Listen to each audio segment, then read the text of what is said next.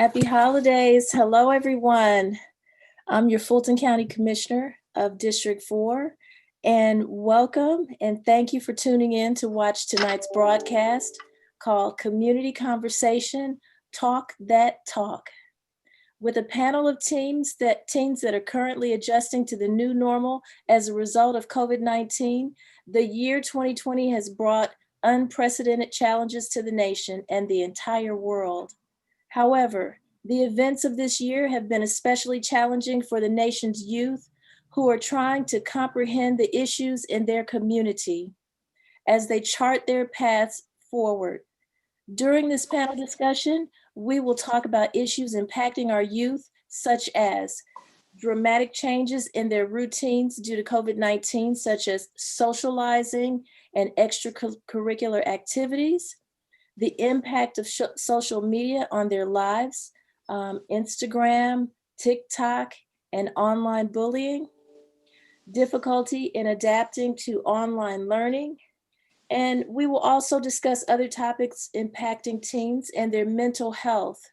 Let me introduce my co-moderator for this panel discussion, Latrina Foster, Fulton County Director of the Department of Behavioral Health and Developmental Disabilities.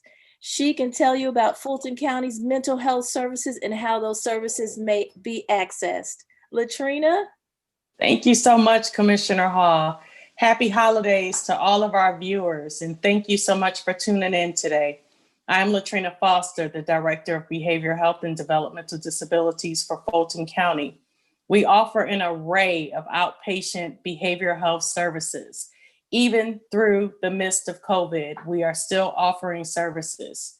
Some of our facilities are open 2 days a week, which is the Center for Health and Rehabilitation. Our South Fulton Service Center is also open 2 days a week, but all of our services are available through telehealth appointments. So please do not allow COVID to prevent you from reaching out to obtain mental health services.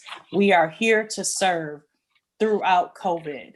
And today we are, as Commissioner Hall indicated, we are bringing our teens in to kind of educate us, prepare us as professionals. How do we best equip ourselves to assist them through COVID? And that is exactly what we would like to do today, hear from them, where their peers can learn from them, and us as professionals can learn from them as well. We're gonna start off with our panelists introducing themselves, and I will start with Devin. Please tell us about yourself, Devin. And thank you so much for joining us. Thank you so much for letting me be here. I'm so honored. My name is Devin Storms. I am a magnet junior and IB junior at Westlake High School. I plan on attending an HBCU in hopes of gaining my undergrad degree in psychology and biology, and then later attending a medical school for a specialization in women and teen health. I also serve as a Fulton County Youth Commissioner for District 6, and I also serve as the Youth Commission Clerk. Devin, thank you so much for joining us today. And I would like to say that our hearts go out to you and your peers with the loss of your principal. You are a student at Westlake, and we definitely have all of you in our prayers. And if you ever need anything from Fulton County Department of Behavioral Health, please do not hesitate to reach out to us. Next, we have Jonathan. Well, good evening. I hope everybody can hear me. My name is Jonathan Walker. I'm currently a senior attending DM Thero High School. I'm a 3-year Honor Society member. I'm a part of Thero's first International Black and Red class, SGA member, varsity soccer captain, and I'm a proud ambassador of the Good Trouble voter registration campaign of APS. My future ambitions include graduating the top percentage of my class and attending a 4-year institution and majoring in history. And I'm just glad to be here tonight. Thank you so much, Jonathan. We are honored to have you tonight. And next we have Kelly. Good evening, ladies and gentlemen. My name is Kelly Tran. I am a junior at Henry W. Grady High School. I currently participate in not only the school newspaper, but also our debate team, and I do Lincoln Douglas debate. I plan on attending a 4-year college and hopefully majoring in pre-law or political science. And then my future ambitions include becoming a lawyer and hopefully working in government. Awesome. Well, thank you so much, Kelly, for joining us today. And so today's community discussion is based on a survey that we sent out to teens to kind of gauge where their thinking is. What kind of questions do they have for officials? What kind of questions do they have for professionals? And so the stage for our discussion today is based on that survey and based on the results of that survey. So we are going to ask our questions based on some of the top questions that were revealed in the survey. And Commissioner Hall, I would love it if you could ask our first question, please. Absolutely, Latrina. So Kelly, Jonathan, and Devin, let's start with a question about what can your elected officials and government leaders do to help you feel more supported? Anyone want to jump in? I think that our elected and government officials should allow for therapy for teens and children from the ages of 7 to 18, for therapy to be free, and then after 18 for it to be included in all forms of insurance. And then also to provide more resources within our schools to help teens and young children that are afraid to learn how to become advocates for their own mental health. That is an awesome statement. Yes, Yes. absolutely. Great answer. What about Jonathan or Kelly? I will allow the ladies to go first. Okay, thank you so much, Jonathan.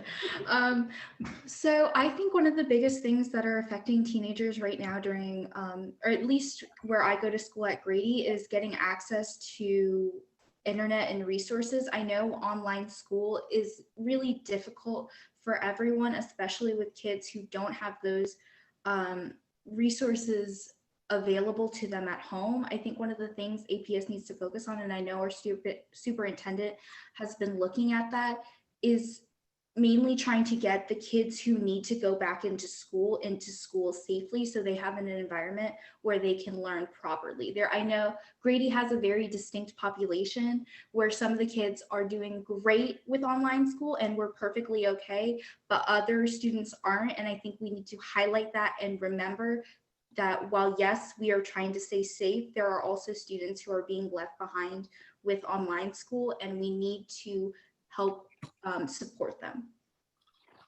Awesome answer. And Jonathan, would you like to add some final thoughts on it? Yes, I totally agree with Devin and Kelly, but I feel as if our elected officials and government leaders can start to be more interactive in our respective communities. And when I say that, I mean as if work with our young leaders, because we have plenty of young leaders in this community alone, and also doing multiple projects and activities here in our community will be very much exciting. Not saying they don't do their part, but much more equals better in my opinion. Absolutely, I agree. As an elected official, I do try to engage the youth by talking with them at my conferences, but with COVID-19, we have not been able to get together like that and have conferences. So I love this, Latrina, thank you. No, thank you. And our next question is, how are you coping with the coronavirus pandemic, and how has it changed your life and your daily routine?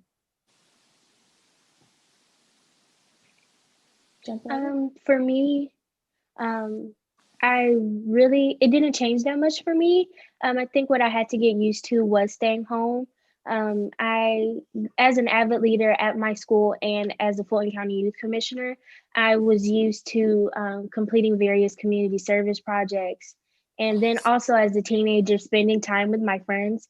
So I think the first couple of months were kind of hard, just learning that, okay, like I have to stay home and kind of dial back what I normally would do on the weekends or time that I had during the week. But it really didn't change that much for me. I'm still learning and getting used to it since we are trying to find new ways to leave quarantine. But I think as of now, it didn't really change as much as it was before. Thank you for that.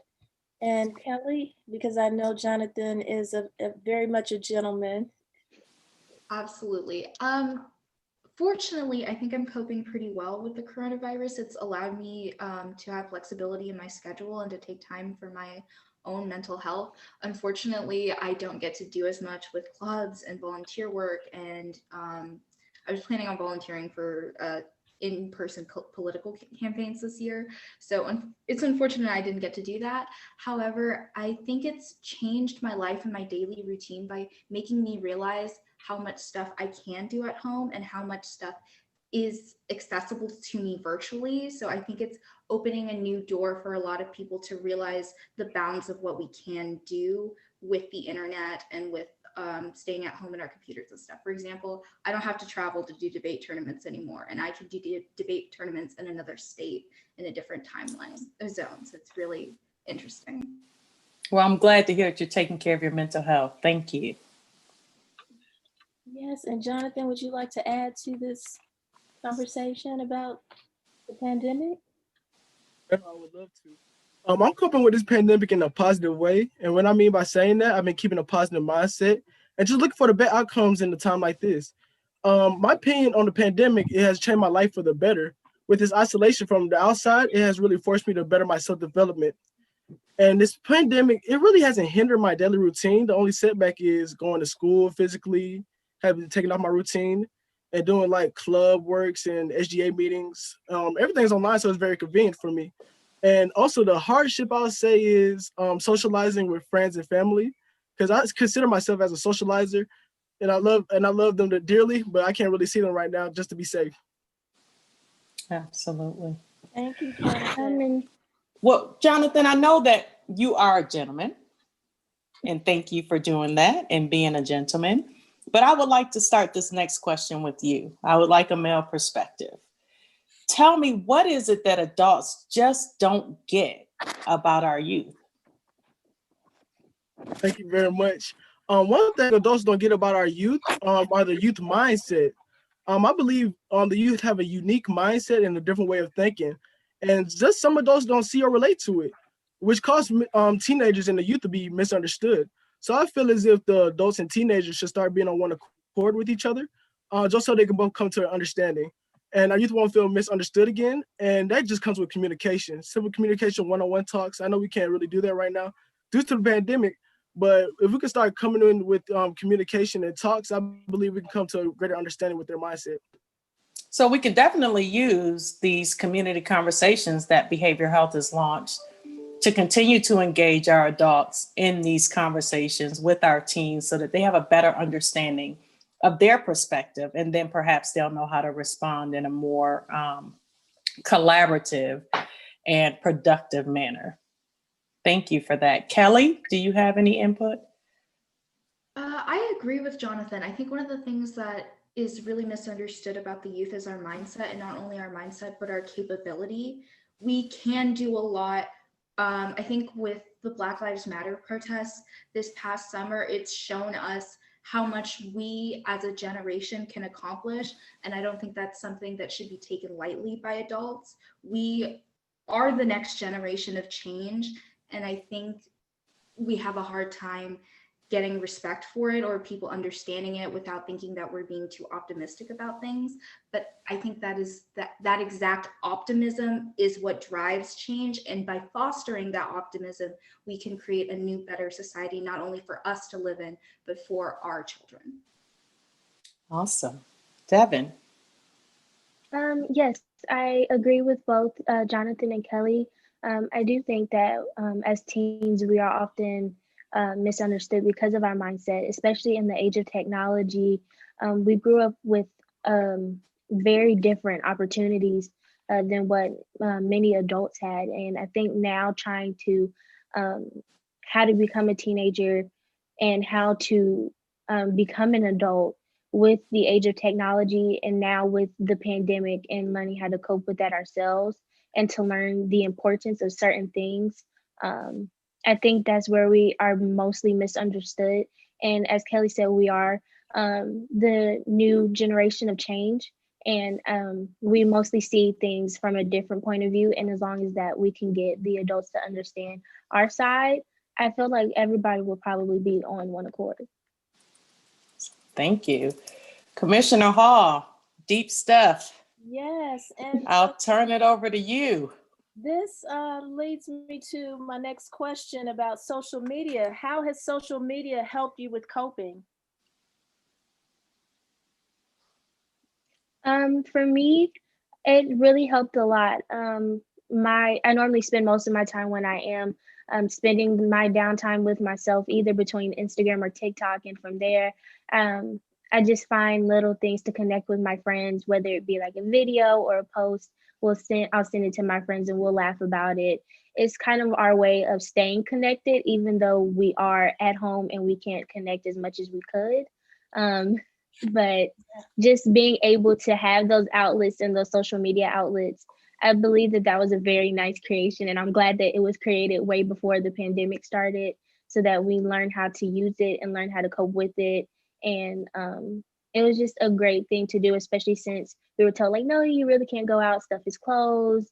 And just being able to FaceTime and talk to your friends over technology and through the phone, and just being able to send text messages with different memes and posts, that was a really great way to kind of get used to it and learn your new environment. Thank you. And Kelly?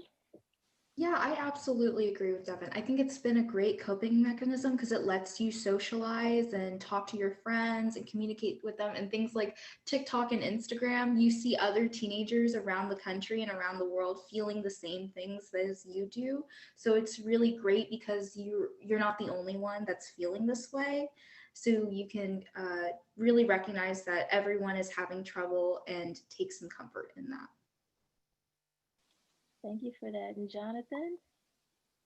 Yeah, to agree with Kelly and Devin, I mean, it was a huge part of helping me with coping because social media is a beautiful place in certain perspectives. I know I've had to laugh or two watching funny videos there, watching people start businesses, become activists in their community, forming connections with people from other areas and other schools. So, like, also seeing my classmates being happy, living life just as they were when we were face to face, it brings me great joy to see positive social media can bring if it was used for good. So, like, Thank you for that. Awesome. I feel the same way as all three of you, Devin, Kelly, Jonathan. Social media has really played a significant role in my life to keep me connected to the community because I'm one of those elected officials who like to touch the people literally. So I like to hit the ground and be, out in the neighborhood, in the parks and at the senior high rises. So social media has really allowed me to continue that.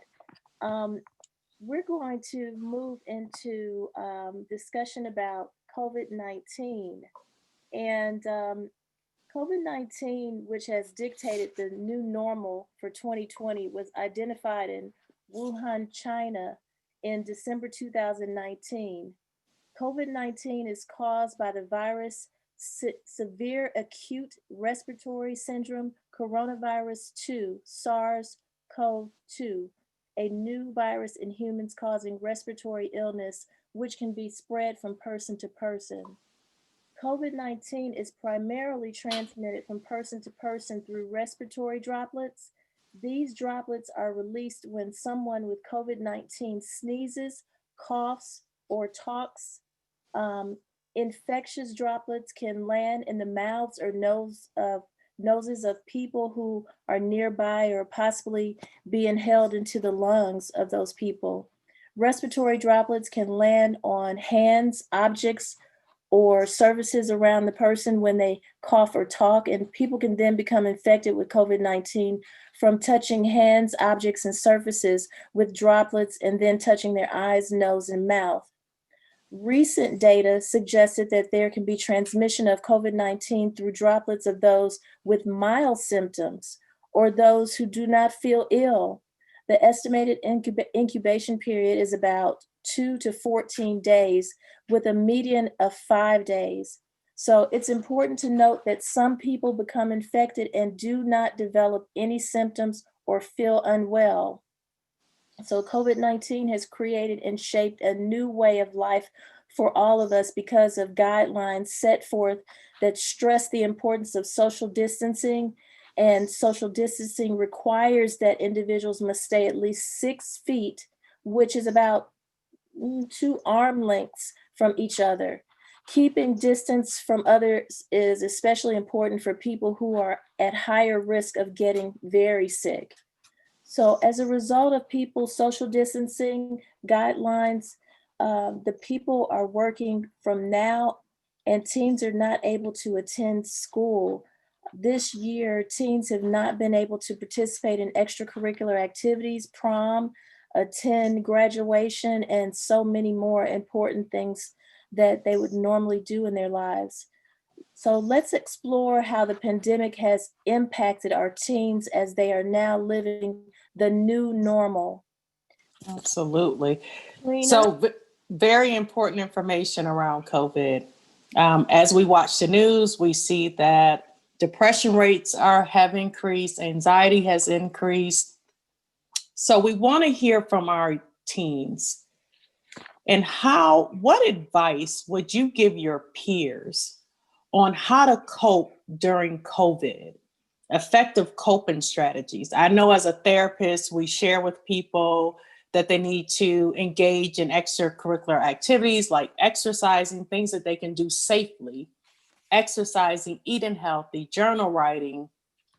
We tell them to pick up new hobbies like gardening, taking time outs to have just a moment for yourself by journaling, whatever it is that works for you, listening to music, as some of you indicated, hey, getting on TikTok for a little while to see what's going on in the world. So what advice would you all give to your peers to assist them through COVID? I think one of the most important things that my fellow students should think about as we move through this pandemic is that they should keep perspective. Realize that you are doing the best you can in the situation that you are in, and that's all you can do is keep perspective and realizing that maybe you can't do everything you want, or maybe you're not doing as well as you believe, but there are a lot of different circumstances that lead to this, and being okay with that and being okay with yourself, I think, is really important. Also, taking time for yourself and reaching out when you need help, I think, is super, super important to making sure you are at your best. Wonderfully said. I think Next. it's important for teens to remember to just to have faith and to have hope. Um, as we've all acknowledged before, we have grown up in the age of technology, and it's so hard to not turn on the news or to look at Instagram or TikTok and to see the new coronavirus numbers, or to just even go outside and still pick up the newspaper and see the new numbers in the paper. And I think that we all should just have faith and hope now, just to understand that this will end someday. And if not, that we will all have an understanding of it to where we can protect ourselves and others. And just to also piggyback off of what Kelly said, that we should also just realize that we are doing the best we can individually and as a whole group together as a country and as a world itself. And that things do take time. And with time, we will gain knowledge. And also, to even in that time, we have to grow our own faith and hope to understand that things will be okay one day. So Awesome. Jonathan? So advice that I have for my peers to at least just try to smile every day that you can. I mean, like, I know we're going through hardships, you might be going through it, but I mean, just break one smile one time. I mean, like, that would make my day, that would make your day too. Or make someone else smile, and that would just generate generosity overall. And I also have some other things to say, such as like quotes I made about, I make quotes sometimes, I'm sorry. You're the only person who is strong enough to break through adversity, which is possible. Tough time makes tough people. And advice on how to make it through each day is taking it one day at a time, keeping your head up, and remembering times like this can make or break you. So you decide that decision each day. So that's all I have to say about that advice. Thank you. You guys did a great job. I may need to hire all three of you to come work in my department. I'm so impressed, Latrina. You picked some good ones. Hey. So with the holidays, this is my question. With the holidays coming up, we just had Thanksgiving. We see the results of Thanksgiving because some people really struggle not being with their family. I know personally for me, I'm struggling because I really want to be with my mother and my grandmother, but she's 90 and there's no way that I would place her at any risk. So how are you guys coping with the holidays? Kelly, I'll start with you. I'm not gonna lie, it's sorry. Yeah. No, you're fine. I'm not gonna lie, it's really hard because I have a lot of extended family that I used to see basically on a weekly basis. So it's hard. I'm also an only child. It's hard being alone with just my parents. But I think through FaceTime and video and things such as, it's helping me cope. It's for sure not the same, but it's honestly better than nothing. So while it's hard, I think like I said earlier, I encourage people to have perspective and think about those around you and taking care of each other. You're doing what's best for each other, even if it hurts. Absolutely. Well spoken. Devin?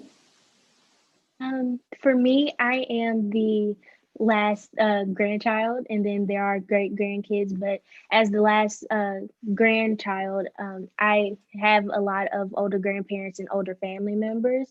And so at first, it was very hard to not try to go over there because we all live in like at least a 15-mile radius of each other. And we do try to see each other on a daily basis. But I did enjoy trying to teach them how to use Zoom and FaceTime. And just trying to get them to understand that we will see each other one day, and that things do take time, and I don't want to put them in harm's way no matter how much I want to go over there. But because I am really big on family and friends, and I love spending time with them. And just knowing that I will have the chance to do that again one day brings me comfort. And just being able to teach them how to use FaceTime so I can see them face to face, or just being able to call them on their phone and ask them how they are, or talk to them for 5 minutes throughout the day. That really warms my heart. And so trying not to cry, but yeah. I get it. I understand completely. So have you been able to successfully teach them how to use Zoom and FaceTime? I've taught I've taught my uncles and my aunts and my second set of grandparents how to. My third set, still a work in progress, but hopefully we'll get it before Christmas. If not, then we'll try in the new year. That's outstanding. Yes, it is. Jonathan. So just like Devin and Kelly said, I'm an only child too, and Devin, I'm big on family also. So like it has been hard, but you just have to realize it's little things. So you have to be considerate about your family's health. So you just have to take it one day at a time, like I said earlier, and just enjoy the little thing that you have right now. At least you're healthy and your family is healthy. So you have to get that in thought. So coping with the holidays, I'm just trying to keep it bright. I mean, like it's just I enjoy the holidays by myself, so it's okay. I just hope everybody else can just see that in other perspectives. Awesome. Well, thank you guys so much for your encouraging words. You slid in there some strategies and some techniques for people to be successful through the holidays, as well as we continue down this path of COVID. I mean, there is light at the end of the tunnel now. I would definitely encourage us all that are watching, if you want to have a nice Christmas celebration with your family, please schedule a Zoom meeting. Get everyone on Zoom. You can play charades, you can do whatever, but just get everyone on Zoom where everyone is in their own home and everyone is safe, but at least you get to see them all on the screen. Commissioner Hall, I'm going to turn it over to you. Thank you, Latrina. And I just want to say, this year we've not only been faced with COVID-19, but we've had a shift in our current climate that has placed teens and young adults on the front lines of protests in a movement that is shaping the way our country is being viewed. So I'd like to ask each of you to answer just 2 questions. The first one is, how have the protests and movements shifted your focus? And Devin? I grew up, as I said, I was the last grandchild, so I grew up with a lot of older family members, mostly that were alive during the civil rights movement. So I first learned all about that, and I do live near the Martin Luther King Jr. Center, so I often frequent over there, and it really didn't shift my focus from what it was before, but I allowed more insight for myself. I really didn't think that as a teenager in 2020, I would have to, I would have the chance to be a part of it, and I'm glad that I did. Um, but I think that that these events are still happening today is unfortunate. And as teens and as the new generation of change, I'm glad that we are trying to find ways to fix our systems. But it really didn't change my focus. I'm glad that I had the chance to be a part of it and to learn more about it, and just to have my voice be heard, especially as um, a young Black woman in America in South Atlanta. So it was very interesting and insightful for me. Devin, I couldn't have said it better. And Kelly, would you like to add something to that? Of course, I don't think the protests have really shifted my focus at all. I think it only resolved my focus. So I've been pretty proactive in politics, even when I was like in middle school. So I mean, Jonathan wants to major in history, so I've been really involved in social sciences and history and politics and things like that. And I think there's a lot of unresolved injustice in this country, and the movements have just reignited my passion about getting everyone the equity and opportunities that they need.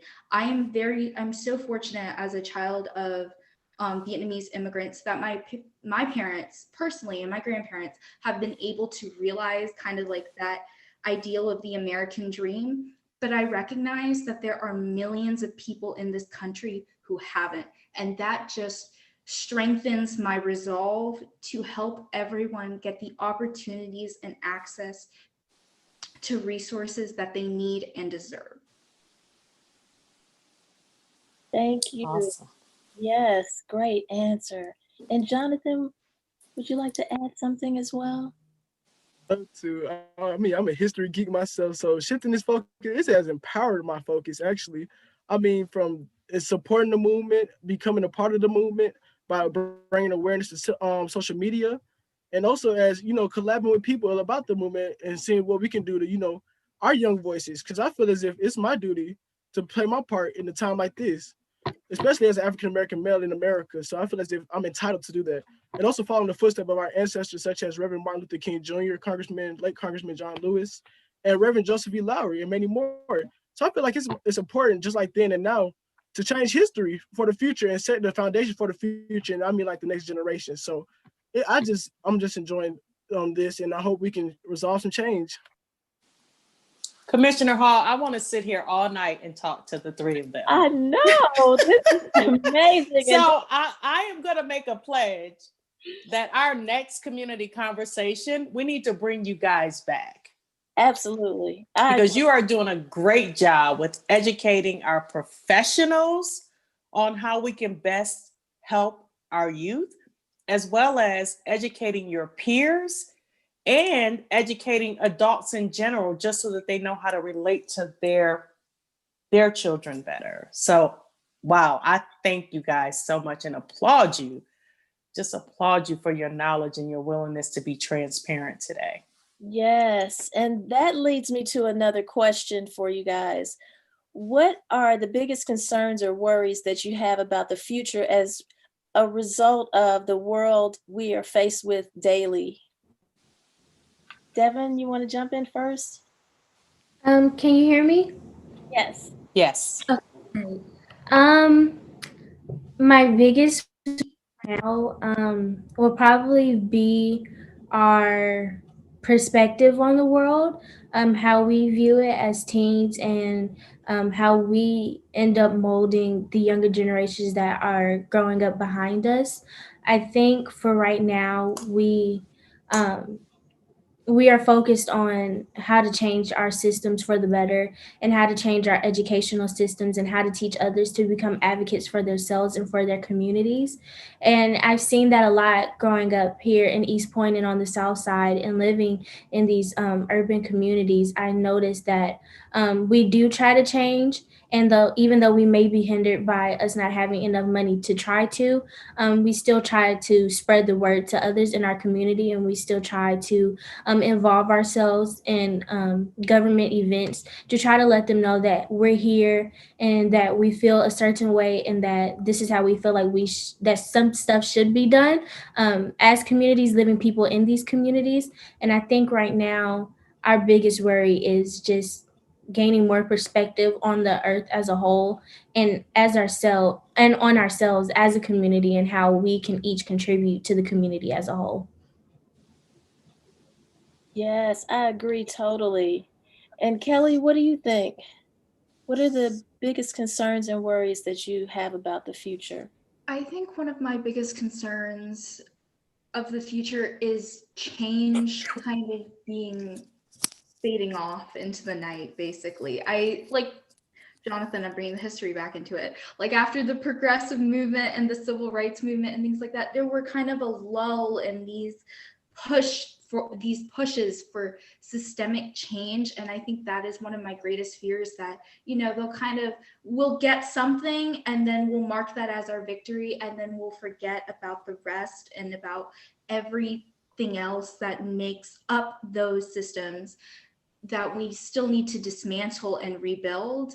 That is my greatest fear. And I think another one that I was just thinking about is I'm afraid the youth is going to feel discouraged or desensitized, because we've been given a lot of information, right? We know about every tragedy that can happen around the world. And I think my greatest fear is us letting kind of our human nature be desensitized and us brushing it off and just being like, I mean, that's normal now. And I don't think we should ever feel that these injustices, these lives that are lost, are normal.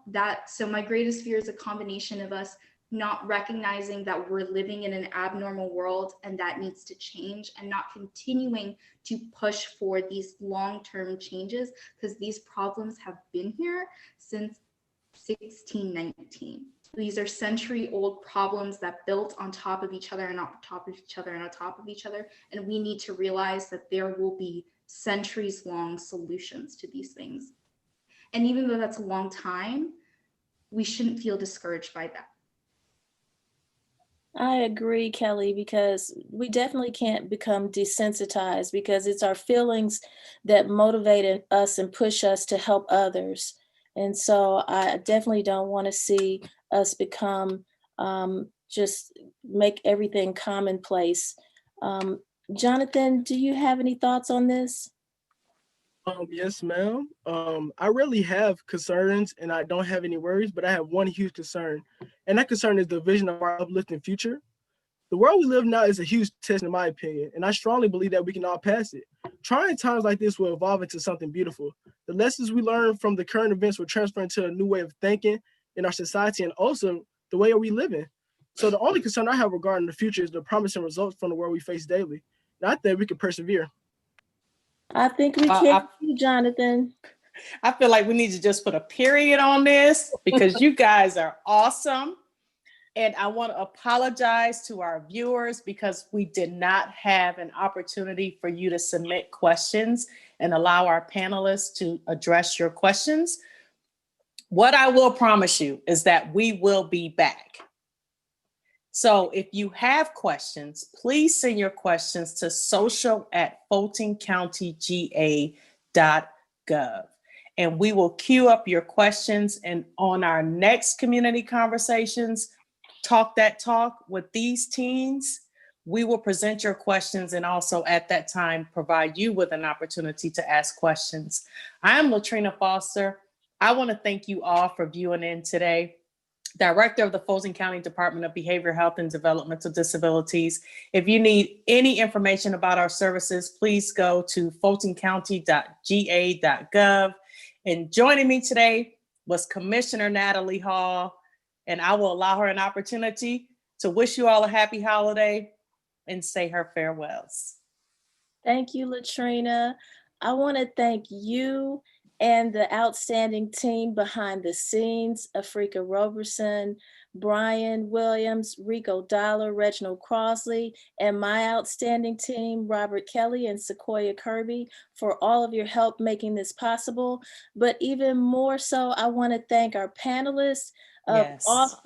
awesome young leaders. Yes, Devin yes. Storm, Jonathan Walker, Kelly Tran, you guys really just knocked it out of the ballpark with your responses to these questions. They're going to be so helpful to not only teens, but adults alike. So as the COVID-19 vaccine is arriving in Georgia and being administered to residents of Fulton County, I hope and pray that 2021 will bring new blessings for all of us, and we return to a life that's more normal for us. So I want to finish this by just saying happy holidays and Merry Christmas and Happy New Year to you. And I hope to see all of you soon as we return back to our chat about what's going on in the world. Latrina, I know you and your team will make that happen. Absolutely. I have to give a shout out to Brian Williams too, because he worked hard on this. Happy holidays, everyone. We'll see you back here next year. Take care. Be safe. Bye. Thank you so much for having me. Bye. Thank you. Bye-bye. Thank you. Happy holidays. Be safe. Holidays. Happy holidays. Afrika, are we off? You guys rocked. That was wonderful. Yeah, they did a